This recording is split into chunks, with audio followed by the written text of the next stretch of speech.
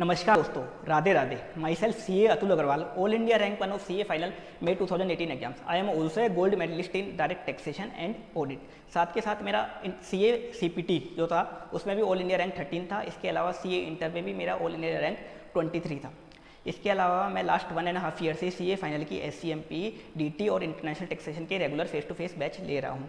मैं आपको एक इंपॉर्टेंट अनाउंसमेंट करने जा रहा हूँ मेरी ऑनलाइन क्लासेस के रिगार्डिंग। अब से आपको मेरी ऑनलाइन क्लासेस जो SCMP की हैं वो आपको अनअकैडमी प्लस पे भी अवेलेबल हो जाएंगी। अनअकैडमी प्लस पे आपको सारी की सारी क्लासेस अवेलेबल हो जाएंगी। इसके साथ साथ अनअकैडमी प्लस पे आपको बाकी सब्जेक्ट की क्लासेस भी मिलेंगी। सारे 8 सब्जेक्ट की आपको क्लासेस मिलेंगी और वो भी इंडिया के टॉप फैकल्टीज़ के साथ, और वो भी पूरा का पूरा फुल कोर्स आपको यहाँ अवेलेबल होगा। अब आपको अनअकैडमी प्लस को ज्वाइन कैसे करना है मैं उसके बारे में आपको थोड़ा डिटेल दे देता हूँ। सबसे पहले आपको अनअकैडमी लर्निंग ऐप डाउनलोड करना पड़ेगा। वो आपको गूगल प्ले स्टोर में मिल जाएगा। वहाँ पे आपको अनअकैडमी लर्निंग ऐप सर्च करना पड़ेगा, उसको इंस्टॉल करना पड़ेगा। इंस्टॉल करने के बाद उस अनअकैडमी लर्निंग ऐप के अंदर एक तो प्लस है, एक फ्री कोर्सेस, एक स्पेशल क्लासेस। कुछ टॉपिक्स आपके फ्री कोर्स और स्पेशल क्लास में भी डाले जाएंगे। बाकी जो फुल कोर्स होगा वो आपको प्लस सब्सक्रिप्शन में ही मिलेगा। वो भी पूरी सब्जेक्ट्स का मिलेगा आपको प्लस सब्सक्रिप्शन में। अब प्लस सब्सक्रिप्शन करने के लिए क्या करना है, आपको प्लस पे क्लिक करके आपके पास ऑप्शन होंगे कि आपको CA फाउंडेशन की क्लास लेनी है, CA इंटर की लेनी है या CA फाइनल की लेनी है। जैसे इसमें ऑप्शन दे रखे हैं। अनअकैडमी पे पहले से CA फाउंडेशन और इंटर की क्लासेस तो अवेलेबल थी सभी सब्जेक्ट्स की। अब आपको CA फाइनल की भी सारी क्लासेस मिलने जा रही है। 8 की 8 सब्जेक्ट की इंडिया की टॉप फैकल्टी से आपको क्लासेस मिलने जा रही है, जिसमें मेरी एक क्लास होगी SCMP की। अब CA फाइनल पे क्लिक करने के बाद आपको सब्सक्रिप्शन का ऑप्शन मिलेगा, जहाँ पे आप इसको सब्सक्राइब कर सकते हो क्लास को। अब इसमें एक फ़ायदा हो रहा है सब्सक्रिप्शन में कि आप अनअकैडमी पे मंथली बेस पे भी सब्सक्रिप्शन कर सकते हो, ईयरली बेस पे भी कर सकते हो, 2 ईयर के बेस पे भी कर सकते हो। जितना आपको लगता है कि आपकी क्लासेस लगेंगी उस अकॉर्डिंग आप यहाँ सब्सक्रिप्शन कर सकते हो, उस अकॉर्डिंग यहाँ पेमेंट करना होगा आपको। साथ में ये बेनिफिट और मिलेगा, यहाँ एक सब्जेक्ट का पेमेंट नहीं होगा। अगर आपने एक बार पेमेंट कर दिया तो आप यहाँ पे सारी की सारी क्लास देख सकते हो, सारी की सारी क्लासेस का फ़ायदा उठा सकते हो। जो 8 सब्जेक्ट हैं आपके, 8 के 8 क्लास आप इस पेमेंट में आप देख सकते हो। साथ में ये क्लासेस लाइव होंगी। अगर आपको लाइव देखनी है तो लाइव भी देख सकते हो। कोई भी डाउट आए, कोई भी क्वेरी आए, वहाँ आप लाइव डिस्कस कर सकते हो। अगर आपकी लाइव क्लास मिस हो जाती हैं तो उनको आप बाद में कितनी भी बार देख सकते हो। अनलिमिटेड व्यूज़ आपको अवेलेबल होंगे, कितनी भी बार उन क्लासेस को आप बाद में देख सकते हो। सब्सक्रिप्शन में भी ऐसा है कि 1 मंथ का 4500 है। फिर अगर जितना ज़्यादा टाइम का सब्सक्रिप्शन लेते हो उतना ही आपके लिए फ़ायदा है। और साथ के साथ एक फ़ायदा और है, अगर आप मेरा कूपन कोड यूज़ करते हो, जो मेरा कूपन कोड है अतुल CA, ATUL CA, अगर ये आप यूज़ करते हो तो आपको 10% का बेनिफिट मिलेगा, 10% का आपको डिस्काउंट मिलेगा। अगर आप मेरा referral code Atul CA use करते हो तो आपको 10% का बेनिफिट मिलेगा। तो ये हो गया अनअकैडमी सब्सक्रिप्शन की बात। अब जो मेरी क्लासेस होंगी वो होंगी SCMP की। तो मैं SCMP के बारे में आपको थोड़ी जानकारी दे देता हूँ, ये SCMP है क्या। तो SCMP CA फाइनल का पेपर 5 होता है, जो पहले होता था एडवांस अकाउंटिंग। इसका एक बार मैं कोर्स दिखा देता हूँ आपको। पहले जो ओल्ड कोर्स होता था उसमें ये एडवांस मैनेजमेंट अकाउंटिंग के नाम से होता था। अब इसका नाम है strategic cost management and performance evaluation, SCMP। इसके कोर्स में आपके टोटल 13 चैप्टर हैं। जैसे मैंने इंस्टीट्यूट की साइट खोली है, देखो इसमें टोटल 13 चैप्टर्स है, काफ़ी सारे पार्ट्स में डिवाइडेड है। सबसे पहले तो अपन अपने इस कोर्स को समझते हैं कि इस कोर्स में है क्या आखिर, और इस सब्जेक्ट का नाम SCMP क्यों है। तो सबसे पहले अपन इसको समझते हैं डिटेल में।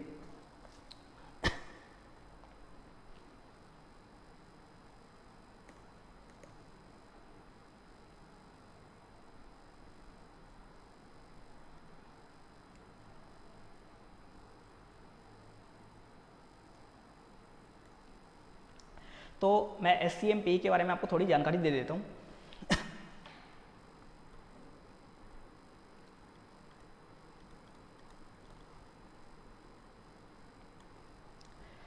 कि इस सब्जेक्ट का नाम SCMP क्यों है।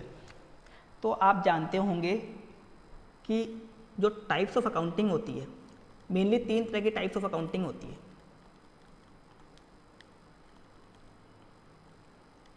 मेनली 3 तरह की अकाउंटिंग होती है। आपने भी सुन रखा होगा 3 तरह की अकाउंटिंग कौन कौन सी होती है। एक होती है फाइनेंशियल अकाउंटिंग, एक होती है फाइनेंशियल अकाउंटिंग। दूसरी होती है कॉस्ट अकाउंटिंग, और तीसरी होती है मैनेजमेंट अकाउंटिंग। वैसे तो और भी तरह की होती है अकाउंटिंग, लेकिन मेनली 3 तरह की अकाउंटिंग होती है। एक फाइनेंशियल अकाउंटिंग, एक होती है कॉस्ट अकाउंटिंग, एक होती है मैनेजमेंट अकाउंटिंग। फाइनेंशियल अकाउंटिंग मतलब होता है जो बैलेंस शीट और पी&एल आप बनाते हो, बैलेंस शीट और पी&एल जो आप बनाते हो वो क्या होती है, फाइनेंशियल अकाउंटिंग होती है। अब ये फाइनेंशियल अकाउंटिंग का काम क्या होता है, ये बेसिकली शेयर होल्डर्स या इन्वेस्टर्स के लिए बनाई जाती है। इन्वेस्टर्स को, पब्लिक को खुश करने के लिए फाइनेंशियल अकाउंट्स बनाए जाते हैं या तो, या कंप्लाइंस के लिए बनाई जाती है। आपको फाइनेंशियल अकाउंट्स जो बैलेंस शीट वगैरह है कंप्लाइंस के भी काम आते हैं। जैसे आपको टैक्स ऑडिट करवाते हो तो फाइनेंशियल अकाउंट्स की टैक्स ऑडिट होती है और गवर्नमेंट को जमा करवानी पड़ती है। आपका अगर स्टेट ऑडिट है, अगर आप कंपनी हो तो आपकी स्टेट ऑडिट होती है, वो भी MCA में जमा होती है। तो फाइनेंशियल अकाउंट काम क्या आती है, तो बेसिकली शेयर होल्डर को खुश करने के काम आती है या इन्वेस्टर्स को खुश करने के, जिसके बेस पे इन्वेस्टर डिसीजन लेता है कि कंपनी में इन्वेस्ट करे या ना ले। या दूसरा काम क्या होता है इसका, दूसरा काम होता है कंप्लायंस का। तो मेनली किसके लिए काम होती है, एक तो फॉर इन्वेस्टर्स या शेयर होल्डर्स। तो मेनली एक तो इन्वेस्टर्स या शेयर होल्डर्स के लिए होती है, या ये होती है फॉर कंप्लायंस। कंप्लायंस मतलब गवर्नमेंट वगैरह को जमा करवाने में भी फाइनेंशियल अकाउंटिंग जरूरी होती है। बाकी फाइनेंशियल अकाउंटिंग कोई काम नहीं आती है। एक जो बिजनेसमैन होता है, जो बिजनेस करने वाला होता है, उसकी फाइनेंशियल अकाउंटिंग कुछ काम की नहीं होती। वो कभी भी फाइनेंशियल अकाउंटिंग को देख के डिसीजन नहीं लेता।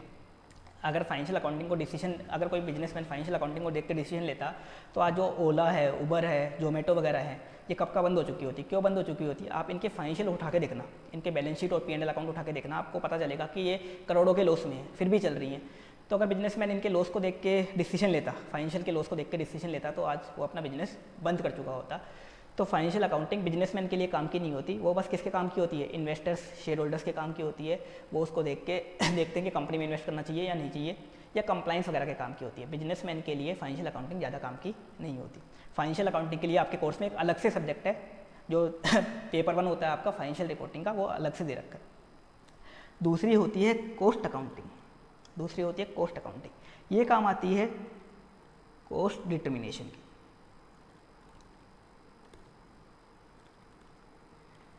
कॉस्ट अकाउंटिंग काम आती है कॉस्ट निकालने के। अगर अब मान लो आप एक से ज़्यादा प्रोडक्ट बनाते हो, मान लो आप पेन बनाते हो, पेंसिल भी बनाते हो, मार्कर भी बनाते हो, पेन बनाते हो, पेंसिल बनाते हो, मार्कर भी बनाते हो। अगर अब आपको क्या चाहिए, अब आपको हर प्रोडक्ट का प्रॉफिट चाहिए, हर प्रोडक्ट का प्रॉफिट जानना है, तो आपको हर प्रोडक्ट की कॉस्ट निकालनी पड़ेगी। आपको प्रोडक्ट वाइज प्रॉफिट जानना है तो हर प्रोडक्ट की कॉस्ट निकालनी पड़ेगी। उसी में क्या काम आएगी, ये कॉस्ट अकाउंटिंग। अब कॉस्ट अकाउंटिंग के लिए आपके CA इंटर में एक सब्जेक्ट होती थी, पेपर नंबर 3 कॉस्ट अकाउंटिंग का पेपर होता था, जिसमें आपने मटेरियल की कॉस्ट निकाली थी पहले, फिर लेबर की कॉस्ट निकाली थी, फिर आपने ओवरहेड की कॉस्ट निकाली थी, उसके बाद आपने कॉन्ट्रैक्ट की कॉस्टिंग करी थी, कॉन्ट्रैक्ट की कॉस्ट निकाल के कॉन्ट्रैक्ट का प्रॉफिट निकाला था, फिर आपने प्रोसेस वाइज कॉस्ट निकाल के प्रोसेस का प्रॉफिट निकाला था, फिर आपने बैच वाइज कॉस्ट निकाल के बैच का प्रॉफिट निकाला था। उसके अलावा आपने वहाँ सर्विस सेक्टर की कॉस्ट निकाल के सर्विस सेक्टर का प्रॉफिट निकाला था। तो ये पूरा का पूरा आपने इंटर में पढ़ा था। आज कॉस्ट अकाउंटिंग कोई भी कर सकता है। अगर एक 12th पास बंदा है, या एक कॉमर्स भी ग्रेजुएट है, कॉमर्स ग्रेजुएट भी BCom ग्रेजुएट है, वो भी आज कॉस्ट अकाउंटिंग कर सकता है। क्योंकि कॉस्ट अकाउंटिंग के लिए आजकल इतनी सारी टेक्नोलॉजीज हो गई, डाटा डालना होता है आपको, वो अपने आप ही कॉस्ट निकाल देगा। तो कॉस्ट अकाउंटिंग में कोई बड़ी बात नहीं है। कॉस्ट अकाउंटिंग में एक चीज़ और होती है, वो क्या होती है, वो मैं आपको और बताता हूँ कि आप कॉस्ट अकाउंटिंग में बजट बनाते हो, बजट बनाते हो और एंड में एक्चुअल रिजल्ट्स आते हैं। पहले तो आप बजट बनाते हो और एंड में क्या आते हैं, एक्चुअल रिजल्ट्स। जैसे आपने बजट क्या बनाया, एक कंपनी है मान लो पेन बनाती है, क्या बनाती है, पेन बनाती है। उसने बजट बनाया कि इस साल कॉस्ट आएगी 10 लाख रुपए की। इस साल कितनी कॉस्ट आएगी, 10 लाख रुपए की, ये बजट बनाया, और एक्चुअल में कॉस्ट आ गई 15 लाख रुपए की। बजट तो बनाया था 10 लाख का और एक्चुअल में कॉस्ट कितनी आ गई, 15 लाख की कॉस्ट आ गई 5 लाख की कॉस्ट ज़्यादा आ गई। इसके बाद आप क्या करते हो, बजट को एक्चुअल से कंपेयर करते हो। किसके अंदर करते हो, कॉस्ट अकाउंटिंग के अंदर कंपेयर करते हो।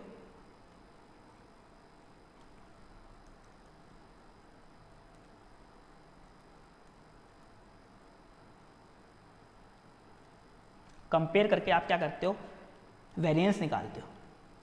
वेरिएंस का नाम तो सुना होगा आपने। वेरिएंस कैसे निकालते हो, एक टेक्निक होती है स्टैंडर्ड कोस्टिंग टेक्निक, आपने पढ़ रखी है CA इंटर में। स्टैंडर्ड कोस्टिंग लगा के आप क्या करते हो, वेरिएंस निकालते हो। वेरिएंस कितना आया, जैसे ऊपर वाले एग्जाम्पल में 5 लाख रुपए का वेरिएंस आया। बजट 10 लाख की कॉस्ट का बनाया था, एक्चुअल में 15 लाख लग गई, तो 5 लाख का वेरिएंस आया। और इस वेरिएंस को आप क्या करते हो, कम करते हो, क्या लगा के, कॉस्ट कंट्रोल टेक्निक लगा के, ताकि अगले साल कॉस्ट ज़्यादा ना आए। तो आप क्या लगा देते हो, कॉस्ट कंट्रोल टेक्निक। ये भी किसका पार्ट होता है, कॉस्ट अकाउंटिंग। अब ये कॉस्ट कंट्रोल टेक्निक क्या होती है, कॉस्ट कंट्रोल टेक्निक को एक बार समझो क्या होती है बजट आपने पेन का बनाया था 10 लाख रुपए का, एक्चुअल में आपका 15 लाख आ गया। अब इसको आपको कंट्रोल करना है, 5 लाख ज़्यादा आ गया तो इसको कंट्रोल करना है, कम करना है। तो आपने क्या किया, जो आप पेन बनाते थे पहले, जो पेन बनाते थे आप, वो प्लास्टिक ए को यूज़ करके बनाते थे। किसको यूज़ करके? प्लास्टिक ए को। प्लास्टिक ए काफ़ी अच्छी क्वालिटी का प्लास्टिक होता था, क्योंकि पेन को बनाने के लिए मटेरियल चाहिए प्लास्टिक। तो प्लास्टिक आप यूज़ करते थे जो काफ़ी अच्छी क्वालिटी का प्लास्टिक होता था, उसको यूज़ करके आप पेन बनाते थे। आपको पता चला एक प्लास्टिक बी भी आता है जो काफ़ी सस्ते रेट में आता है और गंदी क्वालिटी का प्लास्टिक है, मतलब चीप क्वालिटी का प्लास्टिक है, काफ़ी सस्ती रेट में पड़ता है। तो आपने इस कॉस्ट को कंट्रोल करने के लिए, आपका बजट अचीव नहीं हो पाया, तो आपने उसको कंट्रोल करने के लिए आपने क्या किया, प्लास्टिक ए की जगह प्लास्टिक बी यूज़ करना स्टार्ट कर दिया। प्लास्टिक ए की जगह प्लास्टिक बी यूज़ करना स्टार्ट कर दिया, एक इन्फीरियर क्वालिटी का मटेरियल यूज़ करना स्टार्ट कर दिया। आपने अपनी क्वालिटी को ख़राब कर दिया। प्रोडक्ट को बेचने के चक्कर में आपने क्या किया, बजट को अचीव करने के चक्कर में अपने प्रोडक्ट की क्वालिटी को ख़राब कर दिया। पहले के ज़माने में तो ये काम भी चल जाता था। पहले के ज़माने में काम क्यों चल जाता था? क्योंकि पहले के ज़माने में क्या होते थे, सेलर्स मार्केट होते थे, और आज के ज़माने में क्या है, बायर्स मार्केट। पहले सेलर की चलती थी पुराने ज़माने में, आज से 5 साल पहले सेलर की चलती थी, लेकिन आज के ज़माने में सेलर की नहीं चलती। आज के ज़माने में किसकी चलती है, बायर्स मार्केट। क्यों? पहले मोनोपोली हुआ करती थी, पहले कंपटीशन ज़्यादा नहीं था, लेकिन आज के ज़माने में हर क्षेत्र में क्या है, कंपटीशन है। आप किसी भी इंडस्ट्री में देख लो, सब जगह क्या है, कंपटीशन। मोबाइल में हज़ारों कंपनीज मिल जाएंगे आपको, मोबाइल इंडस्ट्री में, लैपटॉप इंडस्ट्री में आपको हज़ारों कंपनीज मिल जाएंगी, मैट्रेस इंडस्ट्री में आपको हज़ारों कंपनीज मिल जाएंगी, या किसी भी इंडस्ट्री में देख लो, पेन इंडस्ट्री में देख लो, आपको हज़ारों कंपनी मिल जाएंगी। तो आज के ज़माने में क्या है, टफ कंपटीशन है। तो आज का ज़माना क्या है, किसका है, बायर्स मार्केट का। तो आज के ज़माने में आपको बदलना पड़ेगा। वैसे भी श्री कृष्ण ने गीता में कहा था कि परिवर्तन ही क्या है, सृष्टि का नियम है। परिवर्तन ही सृष्टि का नियम है। समय के साथ साथ सभी को बदलना पड़ता है। तो आज के ज़माने में भी बिजनेसमैन को खुद को बदलना पड़ेगा, उसको मार्केट में सर्वाइव करना है। तो अगर वो खुद को बदलता नहीं है तो उसका नोकिया जैसा हाल हो सकता है। नोकिया का आपको पता ही है पहले कितना चलता था, वो टेक्नोलॉजी के साथ खुद को चेंज नहीं कर पाया, क्या हाल हुआ उसका। और भी काफ़ी सारी कंपनीज थी जिनका हाल ख़राब हुआ, जैसे जियोनी होती थी एक कंपनी, मोबाइल की कंपनी थी जियोनी। एक कार्बन मोबाइल होता था, एक लावा मोबाइल था, एक माइक्रोमैक्स था। इनके हाल क्या हुए आपको पता है। पहले कितना चले थे, 5 साल पहले कितना चलते थे। जब से वीवो वगैरह आए, रियलमी वगैरह आए, बिल्कुल बंद हो गई है। तो इन्होंने भी क्या किया था, इन्होंने भी यही काम किया था, कॉस्ट कंट्रोल किया था। इन्होंने अपने प्रॉफिट को बढ़ाने के चक्कर में प्रोडक्ट की क्वालिटी इतनी ख़राब कर दी कि ये मार्केट से आउट हो गए। क्योंकि आज के ज़माने में अगर आप क्वालिटी को मेंटेन नहीं करोगे तो कस्टमर किसी और के पास चला जाएगा, क्योंकि कस्टमर के पास आज के ज़माने में काफ़ी सारे ऑप्शन अवेलेबल हैं। तो आज के ज़माने में अगर आपको बिजनेस करना है तो कॉस्ट तो कम करनी है, लेकिन आपको क्वालिटी मेंटेन करनी है। अब ये कैसे होगी, तो इसके लिए आपको आना पड़ेगा मैनेजमेंट अकाउंटिंग पे। इसके लिए कहाँ आना पड़ेगा आपको, मैनेजमेंट अकाउंटिंग। अब ये मैनेजमेंट अकाउंटिंग क्या होती है, ये होती है जिस अकाउंटिंग के बेस पे एक बिजनेसमैन डिसीजन लेता है, जिस अकाउंटिंग के बेस पे एक बिजनेसमैन डिसीजन लेता है, उसे अपन बोलते हैं मैनेजमेंट अकाउंटिंग। अब ये मैनेजमेंट अकाउंटिंग आपको क्या सिखाती है, ये आपको कॉस्ट मैनेज करना सिखाती है। क्या सिखाती है, कॉस्ट मैनेजमेंट। मैनेजमेंट अकाउंटिंग आपको सिखाती है कॉस्ट मैनेज करना, मतलब कॉस्ट मैनेजमेंट सिखाती है। अब ये कॉस्ट मैनेजमेंट क्या होता है, यही एग्जांपल लेते हैं अपन, इसको कंपेयर करते हैं। आप पेन बनाते थे, 10 लाख का बजट आया था, 15 लाख एक्चुअल कॉस्ट, 10 लाख का बजट बनाया था, 15 लाख की आपकी एक्चुअल कॉस्ट आ गई। उसको कंपेयर किया तो वेरिएंस निकाला, और वेरिएंस को कंट्रोल करने के लिए आपने क्या लगा दिया, कॉस्ट कंट्रोल। कॉस्ट कंट्रोल कैसे किया था आपने, प्लास्टिक ए को प्लास्टिक बी से रिप्लेस करके, अच्छी क्वालिटी के प्लास्टिक को खराब क्वालिटी के प्लास्टिक से आपने रिप्लेस करके कॉस्ट को कम किया था। ये काम किया था कॉस्ट अकाउंटिंग में। अब ये कॉस्ट मैनेजमेंट कैसे करेंगे, मान लो आप ये पेन बेचते हो ना, ये पेन, इसी एग्जांपल को लेते हैं, ये पेन बेचते हो, ये काफ़ी अच्छी पैकिंग में बेचते हो आप, काफ़ी अच्छी पैकिंग करते हो, अट्रैक्टिव पैकिंग करते हो, जिसका काफ़ी खर्चा आता है। आपने सर्वे करवाया, पता चला कि कस्टमर को आपकी पैकिंग से कोई मतलब नहीं है, कस्टमर आपकी पैकिंग की कोई वैल्यू ही नहीं करता। अगर कस्टमर को आप अपना पेन बिना पैकिंग भी बेचोगे या नॉर्मल पैकिंग में भी बेचोगे तो भी वो आपके पेन को खरीद लेगा, बिना पैकिंग या नॉर्मल पैकिंग। तो ये बात पता चलती है आपने क्या किया, अपनी पैकिंग को हटा दिया, अपने पेन में से आपने पैकिंग को हटा दिया। पेन से जैसे ही आपने पैकिंग हटाई उसकी कॉस्ट अपने आप ही क्या हो गई, पेन से जैसे ही पैकिंग वाली चीज़ हटाई उसकी कॉस्ट अपने आप ही कम हो गई। ये क्या होता है, कॉस्ट मैनेजमेंट। ये टेक्निक क्या है, कॉस्ट मैनेजमेंट, इसे बोलते हैं कॉस्ट मैनेजमेंट। ना तो प्रोडक्ट की क्वालिटी ख़राब हुई, ना कस्टमर दुखी हुआ, और आपकी कॉस्ट भी कम हो गई। पैकिंग हटाने से ना कस्टमर दुखी हुआ क्योंकि कस्टमर उसकी वैल्यू नहीं करता था, ना प्रोडक्ट की क्वालिटी ख़राब हुई, और आपकी कॉस्ट भी क्या हो गई, कम हो गई। इसे बोलते हैं कॉस्ट मैनेजमेंट। ये जो मैंने टेक्निक बताई अभी आपको, ये टेक्निक होती है वैल्यू चेन एनालिसिस। ये टेक्निक क्या होती है, वैल्यू चेन एनालिसिस। ऐसी काफ़ी सारी टेक्निक आपके कोर्स में दे रखी हैं, लगभग 18 से 20 टेक्निक आपके कोर्स में दे रखी है सीए फाइनल में। ये तो मैंने एक एग्जांपल दिया है वैल्यू चेन एनालिसिस का। मैं एक और एग्जांपल देता हूँ आपको, एक और टेक्निक का। मान लो आप एक बर्गर कंपनी चलाते हो एक पर्सन है, मान लो वो बर्गर कंपनी चलाता है अब उसके पास काफ़ी सारे कस्टमर आते हैं। वो क्या करता है, बर्गर के साथ 3 केचप के पैकेट देता है। कितने पैकेट देता है? 3 केचप के पैकेट। उसने सर्वे किया तो पता चला कि जो कस्टमर होता है वो मैक्सिमम 2 पैकेट कंज्यूम करता है, ज़्यादा से ज़्यादा 2। वैसे तो एक ही करता है, लेकिन ज़्यादा से ज़्यादा हद मार के कितना करता है? 2 पैकेट कंज्यूम कर लेता है। ये बात आपको पता चली, आपने क्या किया? एक केचप के पैकेट को कम कर दिया। कस्टमर को आगे से कितना देना स्टार्ट कर दिया? 2, ताकि आपका एक पैकेट केचप का क्या हो गया? सेव हो गया। वैसे केचप का जो पैकेट था, एक पैकेट, वो आपके 1 रुपये का पड़ता था। एक पैकेट 1 रुपये का पड़ता था। वैसे तो आपको लग रहा है कि 1 रुपये की सेविंग हुई। उस कंपनी के 5000 कस्टमर आए थे। कितने आते थे कस्टमर रोजाना के 5000 कस्टमर आते थे। बताओ रोजाना की कितनी सेविंग हो गई? 5000 रुपये की। रोजाना की 5000 रुपीज़ की सेविंग हो गई। एक महीने की कितनी सेविंग हो गई? 1.5 लाख रुपये की। रोजाना की 5000 हुई तो एक महीने की कितनी हो गई? 1.5 लाख की। एक साल की कितनी सेविंग हो गई? 1.5 लाख इंटू 12 करो, 18 लाख रुपये की। एक केचप के पैकेट को कम करने से ना तो कस्टमर दुखी हुआ, क्वालिटी भी मेंटेन रही, और 18 लाख की आपने सेविंग कर ली, 18 लाख की आपने सेविंग कर ली, अपनी कॉस्ट को कम कर लिया। ये क्या होती है? Cost management. इसे बोलते हैं कॉस्ट मैनेजमेंट। ना कस्टमर दुखी हुआ, क्वालिटी भी मेंटेन और कॉस्ट भी कम, इसे बोलते हैं कॉस्ट मैनेजमेंट। ये दूसरी टेक्निक जो मैंने बताई, इसे बोलते हैं काइजन कॉस्टिंग। ये होती है काइजन कॉस्टिंग। ऐसी काफ़ी सारी टेक्निक आपके कोर्स में आने वाली हैं, 18 से 20 टेक्निक। ये तो मैंने 1-2 टेक्निक बताई हैं आपको, इनके एग्जाम्पल दिए हैं, इनको भी अपन डिटेल में देखेंगे। तो ये होता है कॉस्ट मैनेजमेंट। ये किसका पार्ट होता है? मैनेजमेंट अकाउंटिंग का। अब इस मैनेजमेंट अकाउंटिंग का एक पार्ट और होता है जो होता है डिसीशन मेकिंग। क्या होता है? Decision making. अब ये डिसीशन मेकिंग क्या होता है? डिसीशन मेकिंग, आपको कभी कभी अपनी लाइफ में डिसीजन लेने पड़ते हैं। जैसे आप मान लो 12th पास की, 12th पास करने के बाद आपको डिसीजन लेना है। आपने कॉमर्स बैकग्राउंड से 12th पास की, तो डिसीजन लेना पड़ता है आपको, सीए करना है, सीएस करना है, सीएमए करना है। ऐसे ही मान लो आप सीए बन गए, उसके बाद ही आपको डिसीजन लेना होता है कि आप जॉब करें, प्रैक्टिस करें या फर्दर स्टडीज़ करें। तो आपको डिसीजन लेने होते हैं। तो डिसीजन भी 2 तरह के होते हैं, एक होता है लॉन्ग टर्म डिसीजन, एक शॉर्ट टर्म। अगर आपको लॉन्ग टर्म डिसीजन लेना है, उसके लिए एक अलग से सब्जेक्ट है एसएफएम। आपके कोर्स में पेपर नंबर 2 होता है एसएफएम, वहाँ होता है लॉन्ग टर्म डिसीजन, वहाँ लिए जाते हैं, वहाँ पीवी वगैरह होकर लॉन्ग टर्म डिसीजन लिए जाते हैं। शॉर्ट टर्म डिसीजन के लिए होती है मैनेजमेंट अकाउंटिंग। अगर आपको कभी कभी शॉर्ट टर्म डिसीजन भी लेने पड़ते हैं, उसके लिए क्या काम आती है? Management accounting. जैसे मैं एक एग्जांपल देता हूँ आपको। मान लो आप पेन बनाते हो, आपके पास मान लो एक्सेस लेबर पड़ी हुई है। अब पेन बनाने के लिए आपको प्लास्टिक चाहिए होता है। अभी तो आप क्या करते थे? प्लास्टिक बाहर से खरीदते थे, बाहर से किसी सप्लायर से खरीदते थे। अब आपके पास एक्सेस लेबर पड़ी हुई है, तो आपने सोचा कि प्लास्टिक भी घर में बना ले। घर में मतलब फैक्ट्री में ही बना ले, खुद ही बना ले प्लास्टिक भी। तो अब आपको डिसीजन लेना है कि बाहर से खरीदने में फ़ायदा है या खुद बनाने में, घर में बनाने में, या मतलब फैक्ट्री में बनाने में फ़ायदा है। तो ऐसा डिसीजन कभी कभी आपको लेना पड़ता है। ये मैंने एक एग्जांपल दिया है। तो ऐसी डिसीजन मेकिंग आपको करनी पड़ती है कॉस्टिंग के अंदर। वो कहाँ होती है, किसका पार्ट होती है? वो मैनेजमेंट अकाउंटिंग का ही पार्ट होती है। इसके बाद एक पॉइंट इसमें आता है, वो होता है परफॉर्मेंस इवेल्युएशन। वो क्या होता है? Performance evaluation. अब ये क्या होता है? आपने जो कॉस्ट मैनेज करा और जो डिसीजन लिए, उसका रिजल्ट क्या आ रहा, उससे आपको कितना नफा हुआ, कितना नुकसान हुआ, वो क्या होता है? Performance evaluation. आपने जो कॉस्ट मैनेज करा और जो डिसीजन लिए, उसका रिजल्ट क्या रहा, वो क्या होता है? Performance evaluation. क्या रिजल्ट रहा, मतलब कितना प्रॉफिट हुआ उस डिसीजन से, या उस डिसीजन से कितना लॉस हुआ, वो क्या होता है? Performance evaluation. वो परफॉर्मेंस इवेल्युएशन भी अपन कहाँ करते हैं? मैनेजमेंट अकाउंटिंग के अंदर। अब जो आपका कोर्स है सीए फाइनल का, वो 80% तो है मैनेजमेंट अकाउंटिंग और 20% है cost accounting, CA entry level का है। मतलब 80% आपके कोर्स में क्या है? मैनेजमेंट अकाउंटिंग, और 20% क्या है? Cost accounting. अब कोर्स को अपन देखते हैं डिटेल में कि कोर्स का वेटेज क्या क्या है, कितना कितना कोर्स कवरेज है।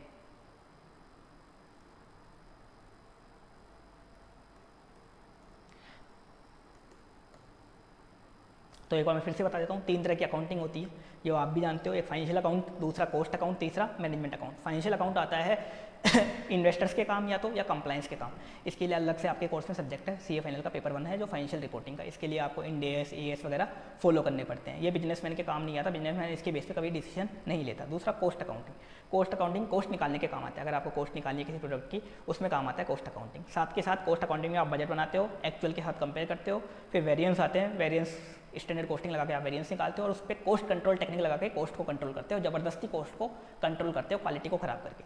फिर आती है मैनेजमेंट अकाउंटिंग। मैनेजमेंट अकाउंटिंग क्या होता है? इसमें आप कॉस्ट मैनेज करते हो, मतलब क्वालिटी मेंटेन करके कॉस्ट को कंट्रोल करते हो, क्वालिटी मेंटेन करके कॉस्ट को कम करते हो। ये होती है मैनेजमेंट अकाउंटिंग। साथ के साथ यहाँ आप डिसीजन भी लेते हो, डिसीजन मेकिंग भी करते हो। साथ के साथ यहाँ आप परफॉर्मेंस इवैल्यूएशन करते हो। परफॉर्मेंस इवैल्यूएशन मतलब जो आप कॉस्ट मैनेज करी, जो आपने कॉस्ट मैनेज करी, जो डिसीजन लिए, उसका रिजल्ट क्या रहा, वो भी आप यहाँ करते हो। तो एक बार मैं फिर से बता देता हूँ, 3 तरह की अकाउंटिंग होती है, जो आप भी जानते हो। एक फाइनेंशियल अकाउंट, दूसरा कॉस्ट अकाउंट, तीसरा मैनेजमेंट अकाउंट। फाइनेंशियल अकाउंट आता है इन्वेस्टर्स के काम या या कंप्लायंस के काम। इसके लिए अलग से आपके कोर्स में सब्जेक्ट है, सीए फाइनल का पेपर 1 है जो फाइनेंशियल रिपोर्टिंग का। इसके लिए आपको इंड एएस, एएस वगैरह फॉलो करने पड़ते हैं। ये बिजनेसमैन के काम नहीं आता, बिजनेसमैन इसके बेस पे कभी डिसीजन नहीं लेता। दूसरा कॉस्ट अकाउंटिंग अब बात करते हैं आपके कोर्स की।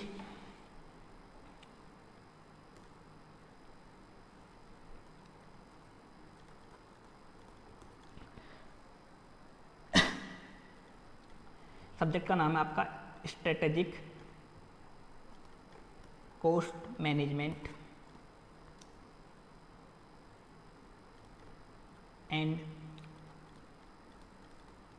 Performance evaluation. ये है आपके सब्जेक्ट का पूरा नाम, strategic cost management and performance evaluation, SCMPE। अब कोर्स आपका जो इंस्टीट्यूट ने डिवाइड कर रखा है वो 3 पार्ट्स में डिवाइड कर रखा है, 3 पार्ट्स में डिवाइड कर रखा है। पहला पार्ट है SCM एंड डिसीजन मेकिंग। पहला पार्ट क्या है? Strategic cost management and decision making. दूसरा पार्ट है परफॉर्मेंस इवेल्यूएशन एंड कंट्रोल। और तीसरा पार्ट है केस स्टडी। तो इंस्टीट्यूट ने आपके कोर्स को 3 पार्ट से डिवाइड कर रखा है, SCM and decision making, performance evaluation and control, और तीसरा पार्ट केस स्टडी। जो SCM है इसके चैप्टर हैं आपके कोर्स में 1 to 5। 1 to 5 में क्या है? Strategic cost management. अपन ने देखा था ना, कोस्ट मैनेजमेंट की 2 टेक्निक देखी थी। ऐसी मैंने बताया था कि 18-20 टेक्निक और है, वो कहाँ दे रखी है? चैप्टर 1 to 5 में। कोस्ट को कम करने की, क्वालिटी को मेंटेन करके कोस्ट को कम करने की वो टेक्निक कहाँ दे रखी है? चैप्टर 1 to 5 में। इसके बाद जो डिसीजन मेकिंग का पार्ट है, इसके चैप्टर हैं 6 and 7। 6 and 7 किसके चैप्टर हैं? Decision making. डिसीजन मेकिंग का मैंने एग्जाम्पल दिया था, वो कहाँ है? 6 और 7 में। इसके बाद परफॉर्मेंस इवेल्यूशन, जो मैंने बताया था। क्या होता है परफॉर्मेंस इवेल्यूशन? जो कोस्ट मैनेज करी और जो डिसीजन लिए उसका रिजल्ट क्या आ रहा है। इसके चैप्टर आपके कोर्स में 8 to 10। और इसके बाद ये कंट्रोल। ये कंट्रोल क्या है? ये इंटर वाला पार्ट है। कंट्रोल में एक तो है बजटरी कंट्रोल और एक है स्टैंडर्ड कोस्टिंग। एक बजटरी कंट्रोल और एक है स्टैंडर्ड कोस्टिंग। ये आपने इंटर में पढ़ लिया, वहाँ आपने बेसिक लेवल पढ़ा था, या इसका एडवांस लेवल दे रखा है। तो इसके चैप्टर हैं आपके कोर्स में 11 and 12। तो ये वाला तो है वो कोस्ट अकाउंटिंग का पार्ट, बाकी पूरा का पूरा मैनेजमेंट अकाउंटिंग का पार्ट। और एक केस स्टडी। ये केस स्टडी कुछ स्पेशल नहीं है, मतलब आप लग रहा होगा कुछ अलग से आएंगे, कुछ ऐसा नहीं आएगा। आपको सिचुएशन दे दी जाएगी, एक सिचुएशन दे दी जाएगी और आपको चैप्टर 1 to 12 के बेस पे किसी भी टॉपिक की केस स्टडी पूछ ली जाएगी। वो चैप्टर 1 का टॉपिक भी हो सकता है, चैप्टर 2 का भी हो सकता है, चैप्टर 11 का भी हो सकता है। किसी भी टॉपिक की केस स्टडी पूछ ली जाएगी। मतलब केस स्टडी अपन चैप्टर 1 से 12 में ही कवर कर लेंगे, कुछ स्पेशल अलग से नहीं है। 1 to 12 के ही टॉपिक आएंगे इसमें, थ्योरेटिकल टॉपिक। तो किसके बेस पे आएगी? 1 to 12 के बेस पे ही केस स्टडी आएगी। और मेनली ये हमेशा आती है 1 to 5 के, जो मेनली केस स्टडी किससे आती है? चैप्टर 1 to 5 से आती है। और इसका वेटेज होता है 20 मार्क्स का। अब जो आपका वेटेज दे रखा है इंस्टीट्यूट का वेटेज, इंस्टीट्यूट का जो ऑफिशियल वेटेज है वो बता रखा है, इनका तो बता रखा है 50 मार्क्स का। SCM और डिसीजन मेकिंग का। परफॉर्मेंस इवेल्यूशन एंड कंट्रोल, इसका भी बता रखा है 50 मार्क्स का।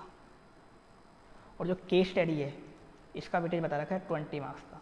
आपका पेपर 120 मार्क्स का आता है, एक ऑप्शन होता है आपके पास, उसमें से 100 का अटेम्प्ट करना होता है। तो 50 मार्क्स का वेटेज इस फर्स्ट पार्ट का बता रखा है, 50 का सेकंड पार्ट का, और केस स्टडी का बता रखा है 20 मार्क्स का। इस तरह से 120 मार्क्स का आपका कोर्स का वेटेज बता रखा है। ये इंस्टीट्यूट का वेटेज है, ऑफिशियल वेटेज। लेकिन इंस्टीट्यूट इस वेटेज को कभी फॉलो नहीं करता। अभी तक जितने भी अटैम्प्ट हुए हैं उसमें इंस्टीट्यूट ने इस वेटेज को फॉलो ही नहीं किया। कभी एक अटैम्प्ट में इसने इंस्टीट्यूट ने इसको 90 मार्क्स का दे दिया, इसको 30 का दे दिया। इसमें एक अटैम्प्ट में इंस्टीट्यूट ने इसको 100 का दे दिया, इसको 20 का दे दिया। एक में इंस्टीट्यूट ने इसको 40 का दे दिया, इसको 80 का दे दिया। तो इंस्टीट्यूट इस वेटेज को फॉलो नहीं करता, लेकिन ऑफिशियल वेटेज इंस्टीट्यूट के अकॉर्डिंग ये है।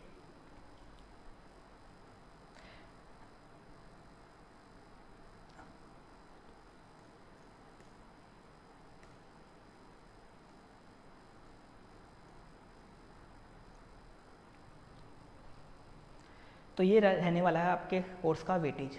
अब पेपर पैटर्न जो रहेगा वो भी एक बार आप जान लो।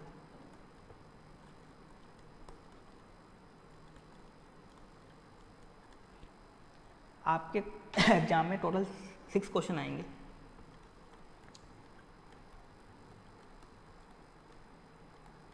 आपके पेपर में टोटल 6 क्वेश्चन आएंगे। क्वेश्चन 1 होगा कंपलसरी, जो आएगा 20 मार्क्स का। हमेशा 20 मार्क्स का ही आता है क्वेश्चन, पूरा का एक ही क्वेश्चन आएगा 20 मार्क्स का, ऐसे पार्ट्स में नहीं आएगा। 20 मार्क्स का एक क्वेश्चन आएगा। मेनली इंस्टीट्यूट के अकॉर्डिंग इसमें आती है केस स्टडी। जो थ्योरेटिकल केस स्टडी होती है ना, वो आती है केस स्टडी। बाकी कुछ भी दे सकता है इंस्टीट्यूट, वैसे केस स्टडी का लिए बोल रखा है। बाकी जो क्वेश्चन होंगे 2 से 6, इनमें आपको एनी 4 करने होंगे, एनी 4 अटैम्प्ट करने होंगे, और ये भी होंगे 20 मार्क्स ईच। ये क्वेश्चन भी कितने होंगे, 20 मार्क्स ईच के होंगे, इसमें आपको एनी 4 अटैम्प्ट करने होंगे। तो 80 का ये हो गया, 20 के ये 100 मार्क्स। अभी 20 मार्क्स ईच के होंगे तो कुछ क्वेश्चन तो ऐसे होंगे जो पूरे के पूरे 20 मार्क्स के होंगे, कुछ में पार्ट्स में होगा, जैसे क्वेश्चन 2A हो गया 10 मार्क्स का, क्वेश्चन 2B हो गया 10 मार्क्स का, ऐसा भी हो सकता है, या पूरा 20 मार्क्स भी हो सकता है। कुछ 5 मार्क्स के पार्ट्स में भी हो सकते हैं, बाकी कम चांस होते हैं 5 मार्क्स के पार्ट क्वेश्चन में, कोस्टिंग में, क्योंकि कोस्टिंग में बड़े क्वेश्चन होते हैं तो 20 या 10 के ही होते हैं। तो इस तरह का पेपर पैटर्न रहेगा। साथ में प्रैक्टिकल और थ्योरी का कितना पोर्शन रहेगा, तो प्रैक्टिकल रहने वाला है पेपर लगभग 70 मार्क्स का, और थ्योरी जो रहने वाला है वो रहने वाला है 50 मार्क्स का। प्रैक्टिकल 70 मार्क्स का, थ्योरी 50 मार्क्स का रहने वाला है। अब जो थ्योरी है, ये डायरेक्ट थ्योरी नहीं आएगी, आपसे डेफिनेशन वगैरह पूछ लिया, ऐसा नहीं होगा यहाँ पे।